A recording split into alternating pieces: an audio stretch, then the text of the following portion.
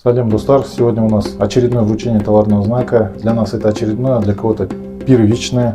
Мы хотим поздравить нашего клиента с получением товарного знака Қарапайым. Құттықтаймыз. Рахмет. Жұмыс жемісті болсын, бизнес. Амин.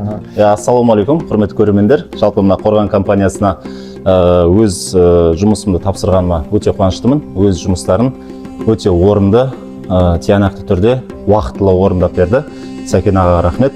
Осы Қорған компаниясына келсеңіздер, жұмыстарыңызды әдемі түрде орындап береді.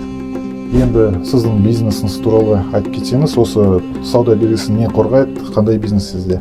Менде киім белгісі, яғни бренд одежды. Бұл жерде Қарапайым деп аталуының себебі қазақша атау болғаннан кейін, мына жерде көріп тұрғандарыңыздай, знагы бұл жерде ою, қазақтың оюын дәріптеу, дамыту мақсатында, елге танымал ету мақсатында біз қазақтың оюын өзіміздің товарный знагымызға қостық. Ал Қарапайым бізде қарапайым киіммен қарапайым болып жүру мақсат. Енді мен YouTube-пе айналсам, YouTube каналымда 1 миллион подписчиктен көп адам бар.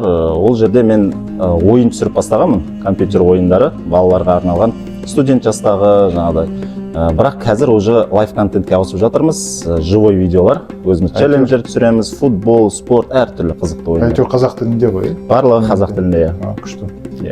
Рахмет сіздерге.